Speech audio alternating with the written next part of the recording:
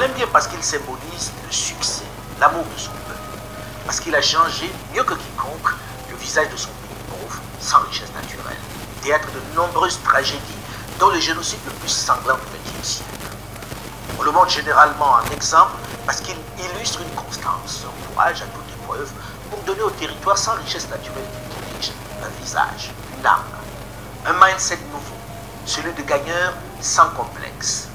On l'aime aussi parce qu'il a su impulser du temps où il était président en exercice de l'Union africaine le projet déterminant de la ZLECAf, qui, malgré le fait qu'il piétine, est toujours en soi la clé pour que l'Afrique prenne son envol. Un vaste marché continental. Qui n'éprouve pas une certaine fierté en regardant sur les chaînes de télévision internationales ce slogan « Visite Rwanda », porté sur les maillots par les plus grands clubs de la planète et dans les prestigieux stades du monde. Mais ce succès apparent, qui devrait contaminer beaucoup de ses pairs africains, doit-il nous empêcher de dire certaines vérités, de montrer du doigt ses errements? Doit-il nous contraindre au silence face à l'inacceptable? Est-ce que cette farouche volonté de changer son pays doit nous contraindre à fermer les yeux sur la partie sombre de cet apparent success story? Doit-on pour cette raison dissimuler le drame de toutes ces personnes, de tous ces réfugiés qui souffrent le martyre depuis près de 25 ans? Notre silence face à leur drame ne fait-il pas de nous des complices? Ça s'apparente à de la complicité passive, non? C'est comme ça en tout cas que le ressentent de nombreux Africains que j'ai rencontrés également. Surtout en regardant ces images insoutenables de souffrance des populations de l'Est de la RDC. Soyons sérieux. Nous ne devons pas seulement nous limiter à dénoncer les exactions, les maltraitances, les injustices que nous infligent les grandes puissances. On doit également avoir l'honnêteté de dénoncer les souffrances, les violences que nous infligeons entre nous, Africains. Et de ce côté-là, le président Paul Kagame n'est pas vraiment en cohérence avec les idées panafricanistes qu'il dit incarner. Je sais que ces propos vont susciter l'ire de certains, mais l'émotion ne doit pas nous empêcher de dire la vérité, même si elle n'est pas agréable. Comment celui que l'on décrit comme un défenseur du continent noir peut-il accepter d'entretenir ceci? Ce n'est pas parce que vous avez un fils qui montre une farouche volonté de réussir, une impressionnante force de caractère, une détermination à toute épreuve, que l'on doit le laisser terroriser, écraser, spolier ses frères les moins doués, les moins décidés, les moins organisés, les plus fragiles. Non. On a même l'obligation, même si on l'aime bien, de défendre les plus faibles, de veiller sur l'équité, de les protéger de la violence du plus déterminé et du plus farouche. Nous devons aussi avoir le courage de regarder la vérité en reconnaissant que l'action du Rwanda en RDC n'est pas du tout amicale, loin s'en faut. Même si la communauté internationale éprouve encore du mal à clairement condamner l'agression, les langues de ces ardents défenseurs commencent à se délier.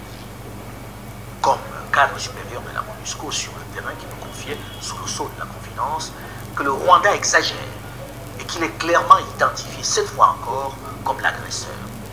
Bien que les mots pour l'exprimer restent toujours très timides. Je suis très impatient de discuter de la manière dont nous pouvons soutenir la paix, la sécurité et la stabilité dans l'Est de la RDC qui est confronté à certains défis. Mais nous voulons soutenir les efforts africains importants qui sont en cours afin de faire face à ces défis. Et je dirais en particulier, nous applaudissons les efforts diplomatiques que nous voyons en cours pour l'initiative de Nairobi et la poursuite d'une paix durable dans la région. Les attaques du Rwanda contre la RDC sont très largement documentées. On était à l'hôpital, on était soigné là-bas parce qu'on est malade.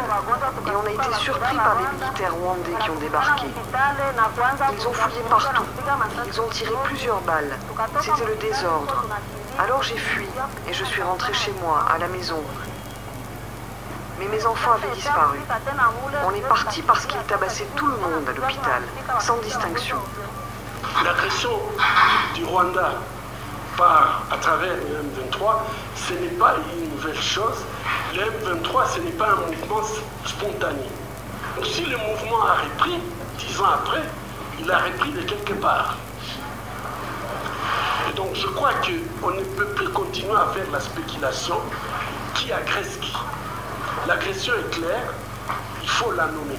Cette fois-ci, l'ambassade des États-Unis en RDC et le comité des affaires étrangères du Sénat américain ont, chose exceptionnelle, directement mis en cause Kigali. C'est encore timide, mais c'est une avancée notable dans ce concert de silence des grandes capitales qui détournent depuis toujours le regard devant les agressions et qui gagnent.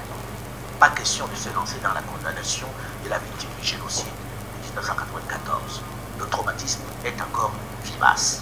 Madame la Présidente, je voudrais attirer l'attention de la Chambre sur la situation désastreuse dans l'Est de la République démocratique du Congo. Nous avons assisté à un regain de violence de la part de M23 et d'autres milices terroristes qui s'est traduit par des violations extrêmes des droits de la personne, dont des dizaines de milliers ont été déplacés de chez eux par la prise pour cibler des soldats de la paix de l'ONU et par des allégations de tirs de roquettes à travers la frontière. Le chef de MONUSCO a déclaré: nous réaffirmons notre attachement ferme à la souveraineté, à l'indépendance et à l'unité et l'intégrité territoriale de la RDC, et nous condamnons l'utilisation des groupes armés agissant par procuration. J'exhorte le gouvernement de Rwanda à collaborer avec le RDC pour désamorcer la situation et travailler à un cessez-le-feu immédiat de tous les groupes armés. Depuis plus de 6 mois maintenant, la planète entière vit pourtant au rythme de la guerre en Ukraine. Toutes les grandes puissances se sont mises d'accord pour condamner l'agression de l'Ukraine par la Russie. Elles continuent, au nom de l'aide à pays en danger, au nom du droit international, de dépenser des dizaines de milliards de dollars pour voler au secours de l'Ukraine agressée. Les dirigeants rivalisent même d'ingéniosité, se mobilisent pour être vus sur le terrain ukrainien. Ils sont tous là à serrer la main du président ukrainien. Mieux, aux États-Unis d'Amérique, la Chambre des représentants, qui en fait toujours des tonnes, a même voté un texte pour punir ceux qui n'ont pas accepté de sanctionner l'agresseur russe. Quelle solidarité internationale serait-on tenté de dire si l'on ne savait pas les raisons réelles qui motivent ce soutien? Les 28 et 29 mars dernier, le M23 était sorti de ses bâtiments d'altitude pour venir attaquer des positions de l'armée, notamment à Ruyoni et Tianzhou, région où 8 casques bleus sont morts dans le crash encore inexpliqué de leur hélicoptère. Après 2 jours de violents combats qui avaient provoqué la fuite de plusieurs dizaines de milliers de villageois vers le centre de Rutshuru et vers l'Ouganda, les rebelles avaient déclaré un cessez-le-feu unilatéral en affirmant souhaiter un règlement pacifique de la crise qui les oppose au gouvernement. Je ne peux m'empêcher de m'interroger devant le silence assourdissant des grandes puissances qui se déploient en Ukraine face à une autre agression tout aussi flagrante, celle du Rwanda dans l'est de la RDC. Sur la question du M23, ce sont des ressortissants congolais qui ont des griefs contre leur propre gouvernement. Nous tenons donc à souligner qu'il s'agit d'un problème interne congolais qui doit être résolu en interne. Il est profondément troublant que la RDC ait été prompte à blâmer le Rwanda, évitant ainsi d'honorer ses propres obligations. Face aux manœuvres de diversion usées par le Rwanda, cette fois encore l'armée congolaise détient des preuves de l'appui de RDF aux forces du M23. Il convient de rappeler qu'en 2013 déjà, il y avait des preuves fournies par les Nations Unies et son groupe d'experts chargé de surveiller l'embargo sur les armes à l'est de la RDC. Mais cette fois, des preuves sont collectées directement par l'armée congolaise. En acceptant à Luanda, lors des pourparlers, le principe de cessez-le-feu à imposer au M23, le Rwanda ne vient-il pas simplement de reconnaître tacitement qui est le soutien logistique et financier de ce mouvement terroriste? N'est-ce pas un aveu clair? Alors comment expliquer que dans le même temps, alors que c'est documenté, alors que les éléments de preuve sautent aux yeux, alors que les institutions sous-régionales et régionales ont reconnu les faits, que les mêmes grandes puissances se taisent devant l'agression par le Rwanda de la République démocratique du Congo? Pourtant, il s'agit du même type d'agression. Qu'est-ce qui explique ce silence assourdissant? On ne va pas faire semblant puisqu'on sait parfaitement les raisons qui imposent le silence des grandes nations occidentales. Les Occidentaux croient dans leur mutisme, voire l'occasion de faire oublier leur silence coupable alors qu'un génocide d'une horreur indescriptible se perpétrait au Rwanda. Depuis maintenant près d'une trentaine d'années, le Rwanda est intouchable. Et bien que l'agression cette fois encore soit avérée, vous voyez la gêne de la plupart de ces grandes nations à dénoncer ce qui se passe. Elle recommence en fermant les yeux sur l'horreur qui maintient en ruine tout l'Est du Congo depuis plus de 25 ans et hypothèque durablement la vie des générations entières. It's sad to see what's happening in DRC, and the international community is watching and keeping quiet again. You've seen what happened in Rwanda in 1994 during the genocide against Tutsi. Damals, als das Ganze geschah, hat die ganze Welt zugeschaut. 28 Jahre später, im Jahr 2022, passiert das Ganze nochmals in Kongo. stop that now before it is too late. These people are being targeted and killed because they look like planets. Over the years, we have been saying never again. It's time we mean it and stand up to request the UN and the MONUSCO to take an action by stopping the killing and targeting of Congolese Tutsi in DRC. Ich appelliere an die Weltgemeinschaft, diesmal nicht nur hinzuschauen, sondern auch zu handeln. Never again. A promise we made 28 years ago. A promise that the United Nations keeps repeating like a mantra. We cannot let that happen again. So please, stop the killing and persecution of Tutsis and make sure that never again is not just a slogan. Never again should not be a slogan. Never again should not be a slogan. Never again shouldn't be just a slogan. Never again. Bien joué pour le Kagame. Pendant les 25 dernières années, il aura su manœuvrer, il aura su jouer avec talent et à raison sur un génocide qui a durement frappé son pays en 1994. Créant un sentiment de culpabilité dans la plupart des nations, notamment occidentales, qui auraient dû voler à son secours au moment de la tragédie. Une surenchère mémorielle qui l'a finalement protégé de toutes les attaques pendant toutes ces décennies.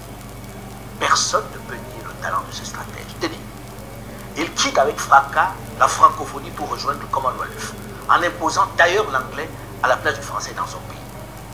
Mais, et c'est là où c'est très fort, il parvient à imposer une collaboratrice, une talentueuse rwandaise, à la tête de l'OIF, l'Organisation internationale de la francophonie, qu'il a quitté quelques années plus tôt. Ingénieux, non? Ce n'est pas tout.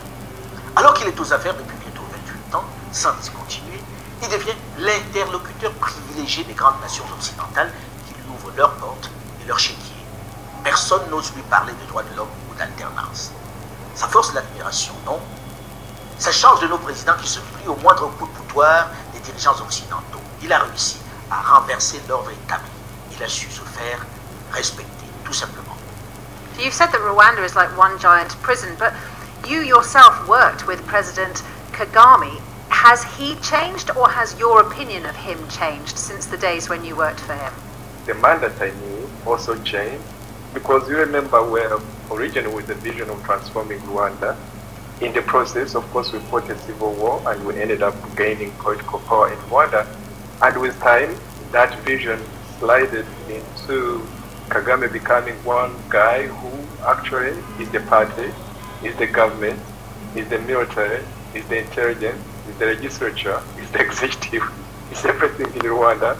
And I could see that not only was he really making people suffer within Rwanda, but he also launched into very serious wars that aggressed the neighboring countries, especially the Democratic Republic of Congo, where many people, as you know, have died. I mean, when, in fact, in 2010, I did write with a couple of 3 other people, one of whom he killed in 2013, and the other one attempted to kill a number of times in South Africa. He also sentenced me to 24 years in jail, and he has since 2014, 2015, 2016 tried to assassinate me, and it's on public record, and the intelligence organizations in various countries, including the United States, where I live, found that information.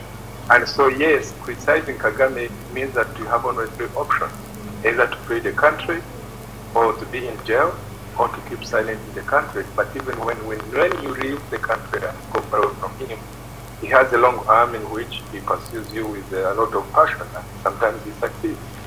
Pourtant, malgré ces vives critiques de certains de ses opposants et anciens collaborateurs qui vivent pour l'essentiel en exil, Kigali vient d'accueillir en grande pompe le sommet du Commonwealth dans cette belle capitale débarrassée de ses sans-domicile fixe. Le principe de la démocratie, qui est l'une des valeurs de cette organisation, n'en a pas souffert. Que l'on l'accueille partout dans le monde avec déférence, avec respect, c'est une bonne chose. Il a bien travaillé pour son pays. Il a changé son visage.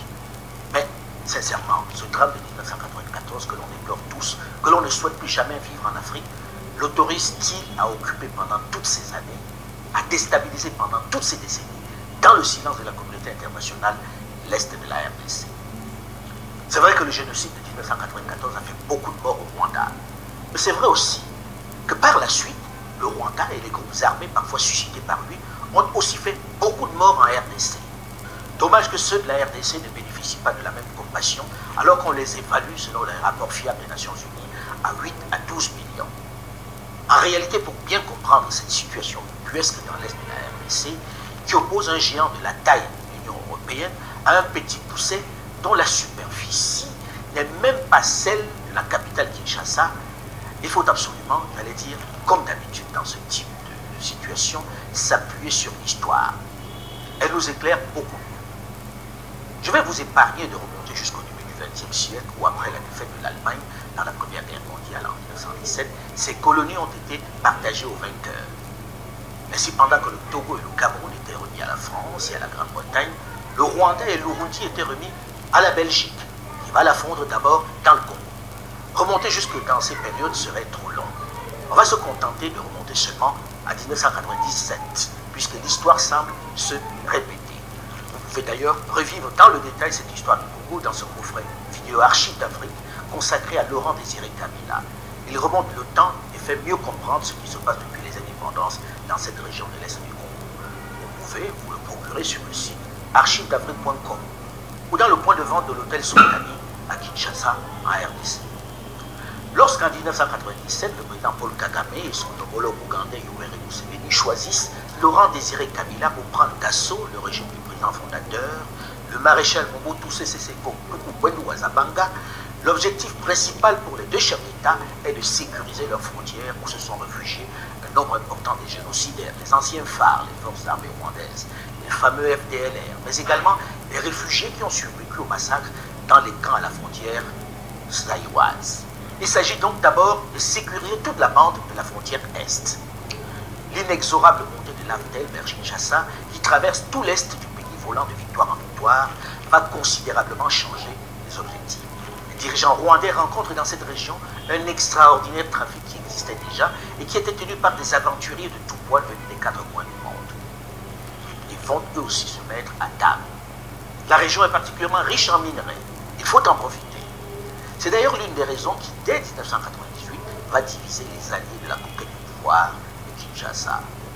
Jusqu'à un moment donné, vous avez dit, voilà, vous rentrez, nous payons ce que nous devons payer.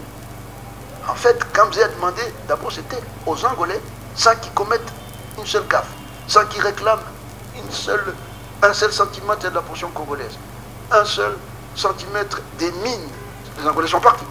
Et c'était des enfants congolais, des tigres nationalisés congolais. Ils sont partis. Il n'y a qu'une partie qui est restée. Mais les Rwandais continuent à tuer. Je me souviens, j'étais juste à proximité d'ici, un complot pour tuer Mzee. Bien avant. On les désarme, à 4 h du matin, on prend des bazookas, on prend tout cela. Alors Mzee dit, bah, vous rentrez, messieurs. C'est moi que Mzee a envoyé pour aller voir James et plutôt Kagame au Rwanda. Je suis allé voir le président Kagame. Je me rappelle, j'étais avec Kazadi Nyembo. Je lui ai dit, Mzee voudrait que votre armée rentre. Il m'a dit, mais j'ai toujours dit ça à Mzee. Mais c'est lui qui avait insisté qu'il puisse arriver jusqu'à Kinshasa. Entre Kigali et Kinshasa en cette année 1998, rien ne va plus. Et le président Laurent Désiré Kabila, qui en a assez du comportement violent, arrogant et prédateur de ses producteurs d'hier, ne va plus prendre les gants pour dénoncer le pillage dont fait l'objet de son pays. Il va d'ailleurs se rendre directement à Kigali pour exprimer son mécontentement. Le Congo actuellement est en train d'être signable. Les fraudeurs font traverser des centaines de kilos d'or par semaine, en passant par le Rwanda vers l'extérieur. Nous avons tissé des liens d'amitié et de fraternité. Mais l'amitié, il faut toujours l'entretenir. L'idée de la rupture, le président Paul Kagame ne peut l'accepter ainsi. Pas envisageable. Désormais, les alliés d'hier vont s'affronter. Le Rwanda et l'Ouganda vont susciter des rébellions pour s'attaquer au régime de Laurent Désiré Kabila. C'est dans ce climat que va naître le fameux M23, succédant au CNDP de Laurent Nkunda. Les autorités ougandaises et rwandaises expliquent leur action, leur agression, par le désir de sécurisation de leurs frontières. Ils accusent la RDC d'héberger les rebelles Hutus du FDLR qui, selon eux, feraient des incursions dans leur territoire, qui, selon eux, rêvent de vengeance et de reconquête. Les anciens génocidaires n'étaient pas inquiétés. Ils circulaient librement. D'autres opposants à mon propre gouvernement venaient du Soudan se réfugier en toute impunité au Congo. Somebody made a very big mistake and ordered whoever did it without order and spent some hours sharing our territory in Changu and killed the people. I cannot be specific about or detailed in the kind of response that is going to be, but certainly logically that means if you slap me in the face, before I hit back, I may not hit in the face, I may hit somewhere else, so I have to think and see where I'm going to hit. Il n'y a pas de rebelles. Je vous ai dit que ce sont les Rwandais. Vous voulez que j'exprime cela en quelle langue pour vous compreniez que ce sont des Rwandais? Ces messieurs ont trouvé trop de miel ici, qu'ils veulent revenir, ils ne veulent pas quitter ce pays. Si seulement ils voulaient rester dans ce pays en respectant les autochtones. Nous étions ceux qui avaient porté Kabila, et il n'était pas question que nous abandonnions le terrain. Je ne pense pas que réellement Kagame et Museveni voulaient faire tomber Mobutu. Ça, c'est Museveni lui-même qui m'a dit. Kagame et Godefroy Museveni voulaient un cordon sanitaire autour de leurs frontières les plus proches vers le Congo.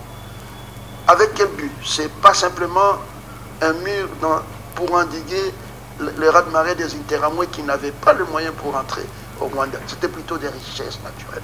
Nous n'avions pas porté Kabila au pouvoir juste par altruisme, mais parce que nous avions des intérêts dans cette affaire. Ceci a le mérite d'être clair. Ils ne faisaient pas la guerre par altruisme. Ce n'était pas cadeau comme on dit à Abidjan. En gros, ils vont se payer sur la bête, en entretenant au passage des milices, des groupes militaires qui vont s'installer sur d'importants carrés miniers. Et cela, tout le monde le sait et l'espère. La communauté internationale détourne le regard. Les États-Unis étaient trop pro-rwandais. Vous parlez contre les Rwandais, les Américains ne vous écouteraient pas. Que ce soit les ONG, que ce soit les politiques, personne ne pouvait vous écouter à l'époque. Quand vous dites un Rwandais a tué un enfant, ils allaient à l'époque, ils allaient dire non, ils ne l'ont pas fait. C'est vous qui avez tué les Rwandais. C'était très difficile avec l'administration Clinton. Il y a des éléments pour dire qu'il y a eu de très graves violations de droits de l'homme, du droit international humanitaire. Combien sont les disparus ou les morts? Ils sont d'environ 150, 180 000. Ce n'étaient pas des combattants. En réalité, les nations occidentales, dans cette fin de la décennie 90, éprouvent de la gêne à sanctionner le Rwanda. Le sentiment de culpabilité qu'elles éprouvent vis-à-vis de lui les contraint à garder le silence. L'ombre du génocide de 1994 plane sur le drame qui se joue dans ces années-là dans l'Est du Zaïre, qui est devenu la République démocratique du Congo. Personne à l'international ne se risque à attaquer Kigali ou Kampala pour cette incursion, cette agression de leurs grands voisins. L'argument de Paul Kagame, qui a réussi à les culpabiliser, est le même. Nous éloignons les FDLR, les génocidaires de nos frontières. On se bat pour qu'ils ne recommencent pas. La sécurisation de nos frontières est vitale. Nous nous protégeons d'un autre génocide. Un argument qui fait mouche puisque personne n'ose le contrarier. Même lorsque le président Laurent Désiré Kabila, qui jusque-là refusait de permettre des enquêtes sur les meurtres et les charniers qui ont accompagné son accession au pouvoir, se met à table et évoque les crimes commis par ses alliés rwandais. Maintenant que le divorce est consommé, les langues s'éveillent. La communauté internationale et les organisations de défense des droits de l'homme accusent le mouvement de libération de centaines de milliers de crimes commis lors de la conquête pendant la marche sur Kinshasa. On commence même à parler de génocide. C'est vraiment une période France. On a perdu beaucoup de membres de la famille. Il y a une ville, un village appelé Musekera, dans lequel je suis né. Alors, on a exterminé tous ces villages. Tout le monde, on les a exterminés. Les membres de la famille, on les a exterminés. Je ne reste que moi avec la maman qui est restée seule. Je suis monté sur une colline qui surplombait Mugunga et je me suis assis. J'étais très fatigué. C'était le soir et nous étions battus toute la journée. C'est là que j'ai vu une foule immense se diriger vers la frontière du Rwanda. Le camp de Mugunga qu'ils investissent en novembre 1996 est rasé. Comme un ouragan, ils ont tout écrasé. Il ne reste plus rien des 7 à 800 000 réfugiés qui y vivaient. Si, des cadavres et quelques survivants hébétés qui errent comme des âmes en peine. Le camp est vide et la question d'une intervention de l'ONU ne se justifie plus. Le désastre a commencé à partir du moment où il y a eu un retour des réfugiés qui sont retournés au Rwanda et qu'il y a eu un certain nombre dont le chiffre n'est pas connu. On parle de 150 000, on parle de 200 000, on parle de 250 000 et qui, eux, ne sont pas retournés et qui se sont perdus dans la forêt et qui ont été par la suite massacrés. Certains ont pu s'échapper, mais il y a eu un véritable massacre. Une vague qui bougeait. C'était fascinant. Et pour moi, c'était une véritable fierté, car nous avions réussi là où les Nations Unies avaient échoué. Les Rwandais, sans consulter, monsieur, en étant ici, en poursuivant ce que vous appelez les interamoués, ils avaient massacré des villages, de communautés de réfugiés entières, et à l'Équateur, et à Kisangani, et à l'Est. C'était atroce. Mais personne ne voulait comprendre. Personne. C'est documenté. Nous sommes en 1998 et le sentiment est déjà celui-là. Celui de ne pas être compris de la communauté internationale lorsqu'il parle. Pourtant, le rapport des Nations Unies va bien documenter ces tueries, ces massacres commis par les forces rwandaises et ougandaises qui ont accompagné Laurent Désiré Kabila aux affaires. Près de 30 ans après, et des dizaines de rébellions suscitées après, nous sommes dans la même situation dans l'Est du Congo. Ce qui se passe aujourd'hui avec la nouvelle agression est toujours fait sous le même alibi.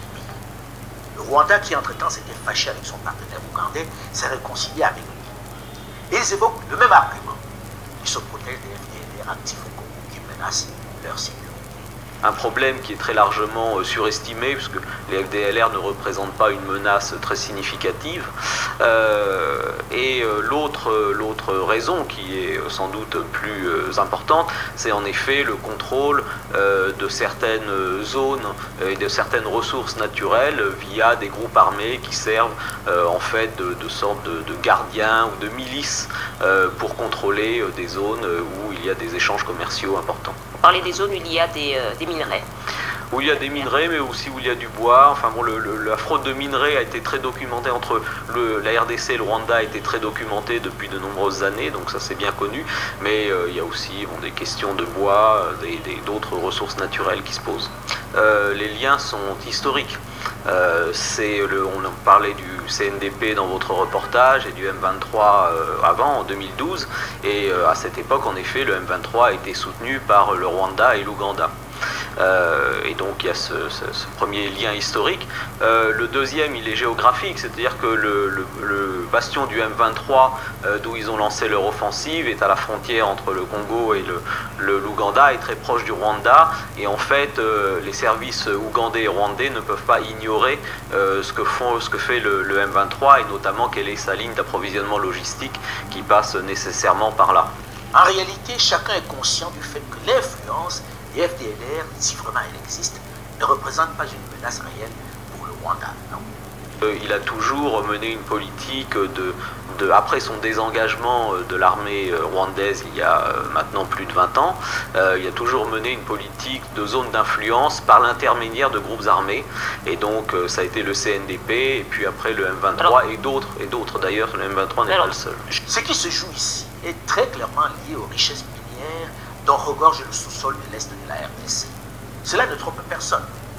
Le Rwanda est clairement l'un des principaux bénéficiaires de cette importante manne et du chaos ambiant qui règne dans cette région, un peu abandonnée, il faut le reconnaître, par le pouvoir central de Kinshasa, aux Chinois, aux Libanais, aux Indiens et aux autres aventuriers de tout poil.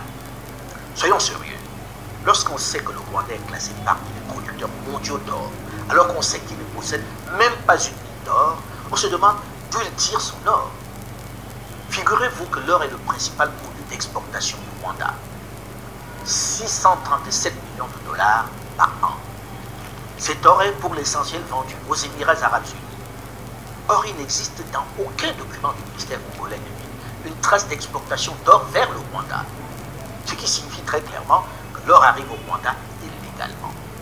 On se demande où il tire également le coltan et le cobalt qu'il vend sur le marché mondial. Ce n'est un secret pour personne, il vient entièrement de la RDC. L'importance de cette manne pour le Rwanda qui sait mieux se projeter et mieux anticiper que son grand voisin congolais est telle qu'il a carrément construit des infrastructures lourdes pour transformer ces minerais. À la manière très méthodique et très pragmatique du président Paul Kagame, le Rwanda s'est doté d'une raffinerie d'or pour 5 millions de dollars, avec une capacité de 6 tonnes par mois. Elle est opérationnelle depuis mars 2019. Le Rwanda a une raffinerie aujourd'hui de coltan, mais le Rwanda n'a pas de coltan dans son sol. Le Rwanda est en train de construire une raffinerie moderne d'or pour toute l'Afrique australe. Écoutez, soyons quand même sérieux. Les minerais pèsent pour beaucoup dans l'économie rwandaise. La géographie du budget du Rwanda est simple. Mais c'est un pays d'une fragilité extrême. 50% du budget provient de l'aide internationale. L'aide internationale qui est essentiellement déversée parce que le régime a réussi à culpabiliser l'opinion mondiale à propos du génocide. Donc, si vous voulez, c'est une sorte, entre guillemets, ce que certains ont appelé, une sorte de rente génocidaire que reçoit le régime de Kigali. Et les 50 autres pourcents proviennent du pillage des ressources du Congo, du Kivu et toute la région périphérique du Kivu. Imaginons deux choses. Un, qu'il y ait un retour d'un pouvoir relativement fort en République démocratique du Congo et que Kinshasa réussisse à reprendre le contrôle du Kivu et de ses provinces orientales. Le Rwanda perdrait du jour au lendemain 50% de ses revenus. Et imaginons qu'il y ait une révolution au Rwanda, imaginons que l'histoire officielle du génocide soit écrite d'une manière ou d'une autre, et qu'il ne soit pas forcément favorable au sens de l'histoire officielle telle qu'elle est décrite et avancée par le régime de Kigali, eh bien le Rwanda n'existerait plus. Il y a 20 ans, il y a eu un rapport que tout le monde a oublié, qui s'appelait le rapport Kassem, qui disait que ce qui se passait dans l'est du Congo était, en fait, le conflit qui avait lieu, était dû à une exploitation illégale des ressources naturelles par des réseaux d'élite transnationaux.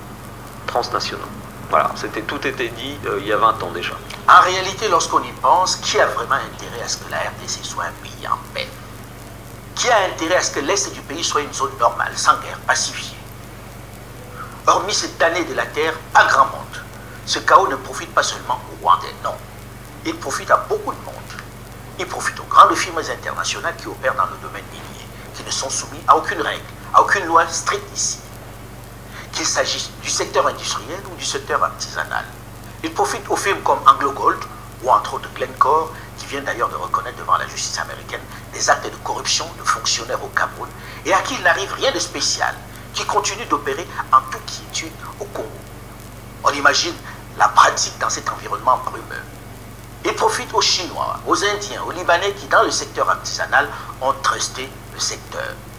Des aventuriers qui, ici, ont installé leurs lois, ont réduit des communautés entières à l'esclavage. Des trafiquants qui, dans cette région, sont les rois qui déplacent des villages, empoisonnent des fleuves en toute impunité. Si le Rwanda a sa part de responsabilité, s'il entretient des groupes armés, il sert aussi, d'une certaine façon, les intérêts de ces aventuriers qui ont fait couler beaucoup de sang congolais.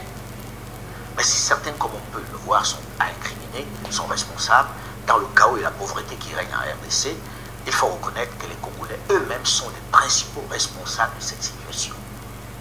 À force de pointer du doigt l'autre, ils finissent un peu par oublier leur responsabilité qui est énorme.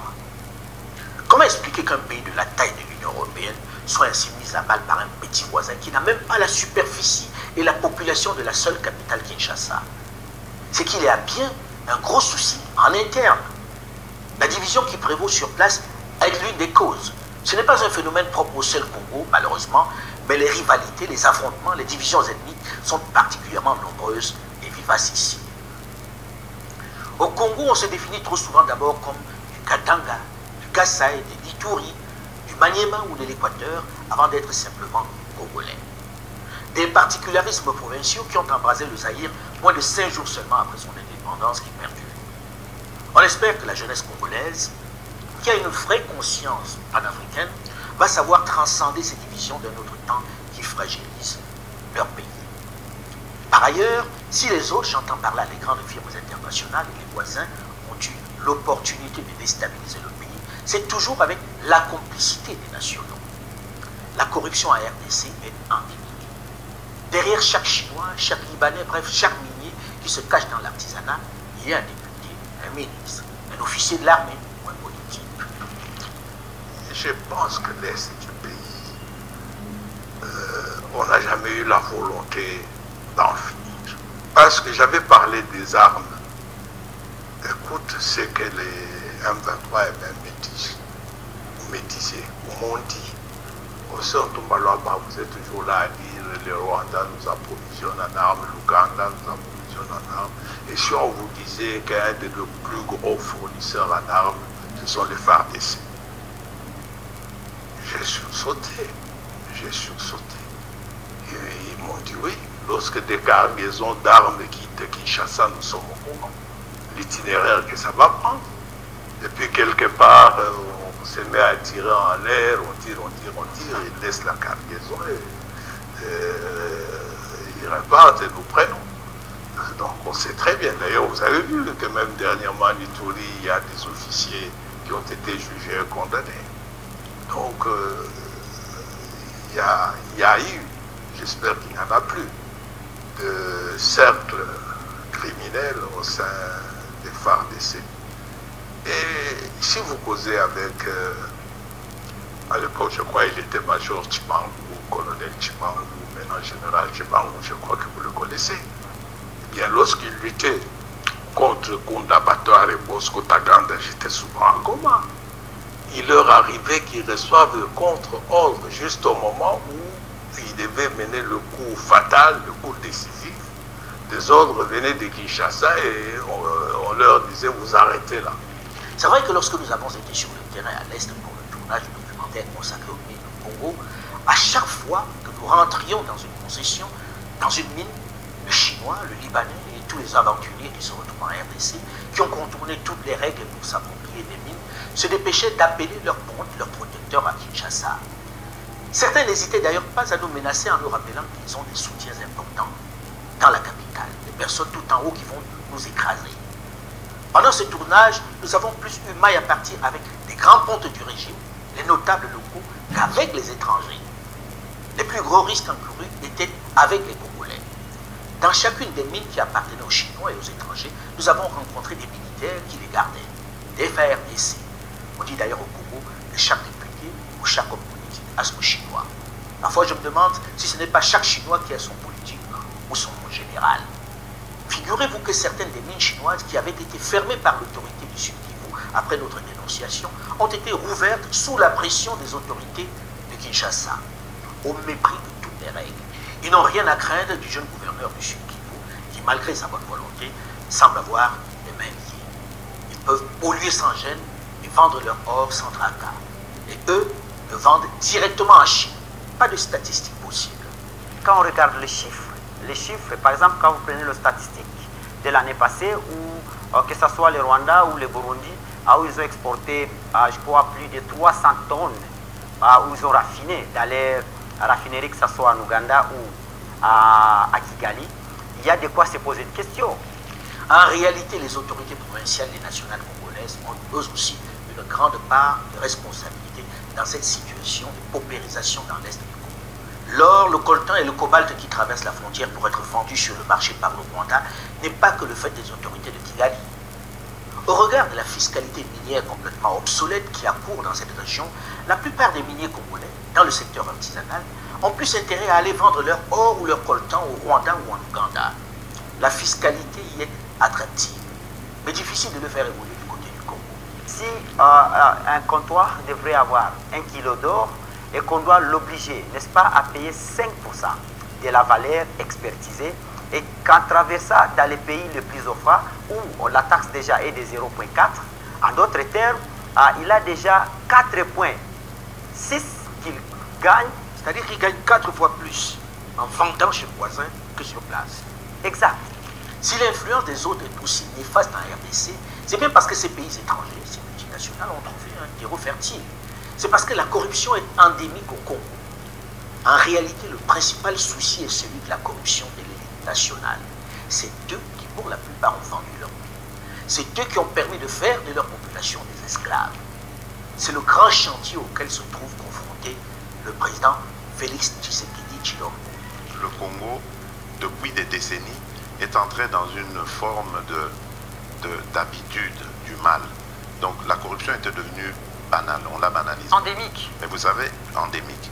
Vous savez, il n'y a pas que la corruption comme telle, mais il y a aussi ce changement de mentalité. Si le Congo veut sortir de cette situation, sa principale tâche doit être à la fois de combattre cette corruption endémique, mais également d'unir tout le monde autour de ce qui est essentiel, la RDC. C'est seulement à ce prix-là qu'elle peut survivre. Comment vous pouvez-vous, élite congolaise, vous journalistes, penser qu'il est normal que le Rwanda influe sur la politique congolaise? L'Ouganda influe sur la politique congolaise en disant nous voulons tel plutôt que tel institut. Et que nous ne soyons pas en mesure de dire qui nous voulons comme président. C'est parce que nous sommes faibles. Le Congo en cette période gagne à être uni et la force de son leader doit venir surtout de sa capacité à faire l'union pour la patrie. Le moment n'est pas à la chasse aux sorcières ou au sempiternel jeu politique. Si les politiques congolais veulent garder le respect de leur population, elles doivent maintenant taire leur division et donner à ce pays sa réelle place. Pendant qu'ils se battent pour savoir qui va occuper tel ou tel poste, pendant qu'ils jouent à se faire peur, d'autres se servent allègrement dans le pays. Il devient urgent dans un pays qui trop souvent se distingue par le nombre de véhicules 4 km² dans la ville, que l'on fasse enfin reculer la pauvreté, que l'on s'occupe enfin de développer, d'exploiter, de valoriser le cadeau dont la nature l'a doté pour diminuer les souffrances des populations et gagner son respect. Parce qu'en réalité, si la RDC est ainsi malmenée, c'est parce que ses dirigeants ont offert l'opportunité de le faire. Laissez-moi vous corriger. Ce ne sont pas seulement ceux qui combattent dans le CNDP ou dans la soi-disant rébellion appelée M23 qui ont été associés au Rwanda ou à l'armée rwandaise. Même ceux qui sont dans le gouvernement aujourd'hui ont fait partie de cela. Il n'y a personne dans le gouvernement congolais, en commençant exactement par sa tête, qui n'ait pas d'association avec nous. Oui, il faut que le Rwanda cesse son entreprise de déstabilisation. Oui, il faut qu'il soit dans une démarche plus respectueuse des Congolais. Mais dans le même temps, les Congolais doivent s'organiser. Il n'y a que dans la paix, il n'y a que dans les respects mutuels, il n'y a que dans la sécurisation des intérêts des communautés locales, congolaises, rwandaises et autres, que nous pouvons travailler ensemble et mettre à la disposition de l'Afrique, nous Congolais, tout ce que nous avons comme opportunité, mais aussi profiter des opportunités qu'il y a au Rwanda. Pourquoi pas? Alors, pour obtenir ça, il faut faire la guerre au Rwanda. Ce n'est pas en pleurnichant. Peut-être que cette guerre-là ne sera pas nécessaire si déjà nous montrons que nous sommes forts, nous Congolais, et que nous avons la cohésion entre nous. D'abord, nous sommes le centre de l'Afrique, le cœur de l'Afrique.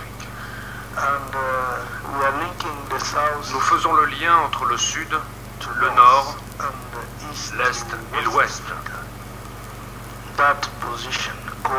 C'est une position on ne peut plus stratégique, une position capitale en Afrique, car la libération du Zaïre représente la possibilité pour tous les autres pays d'Afrique de pouvoir enfin se développer.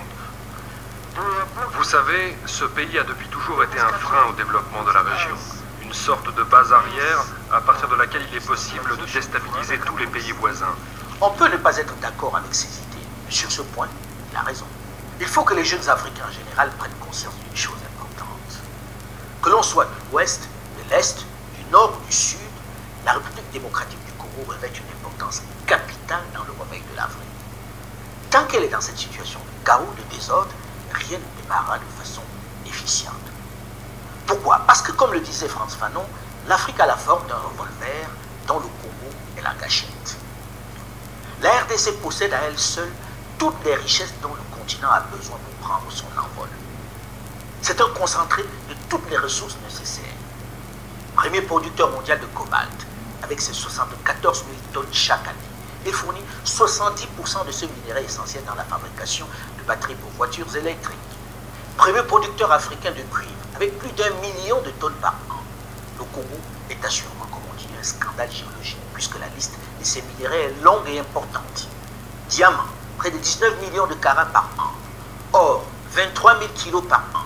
Zinc, 7 800 tonnes. Je ne peux pas citer toutes ces richesses ici. Il est donc urgent qu'elles profitent aux Congolais, mais également à l'Afrique entière. Mais pour qu'elles soient profitables à tous, Il faut que les autorités congolaises, comme ses voisins, obtiennent leur logiciel et comprennent qu'il s'agit d'une manne utile à tous. Ils doivent en finir avec ces accords et des arrangements précaires, fragiles, boiteux, pour s'inscrire dans la durée. Les voisins de la RDC, notamment le Rwanda et le Canada, doivent intégrer le fait qu'elles doivent dealer leur business avec le Congo en toute transparence et non par la force. Le Congo aussi y a intérêt parce qu'il est comme la lumière et ne peut empêcher ses rayons d'éliminer ses voisins. C'est dans cet état d'esprit que la nouvelle génération doit aborder la question congolaise. C'est dans cet état d'esprit que le président Félix Tshisekedi doit aborder et pour parler avec son voisin. Oui, pour une coopération gagnant-gagnant, mais à condition que cela se passe dans le respect de la souveraineté de la RDC. Aux jeunes générations de s'approprier cette nouvelle donne. On en a assez des dizaines d'accords qui s'ouvrent tous l'état congénital, le mensonge. Fini les compromis de circonstances. Mettez un terme aux souffrances de ces populations si pauvres alors qu'elles sont assises sur d'immenses richesses qui pourraient profiter à tout le monde. Je voudrais vous remercier pour votre soutien constant et votre fidélité à ma chaîne YouTube, à l'Infoca officielle, qui connaît un développement prodigieux. Pensez à liker si vous avez aimé et surtout, n'oubliez pas de vous abonner. C'est gratuit et cela me fait vraiment plaisir. Vous êtes plus de 400 000 abonnés en moins de 17 mois et plusieurs dizaines de millions de vues. Par ailleurs, vous pouvez également me retrouver sur mon compte Twitter à l'Infoca 2005 qui attend toujours la certification, sur ma page Facebook à l'Infoca 2005, sur mon compte TikTok et Instagram. Surtout, méfiez-vous des faux comptes à mon nom qui continuent de circuler. Avant de m'écrire ou de répondre à toute sollicitation, souvenez-vous, vous pouvez regarder ici les vrais comptes. Tout autre non présenté ici est un faux et il faut le dénoncer. C'est des cybercriminels.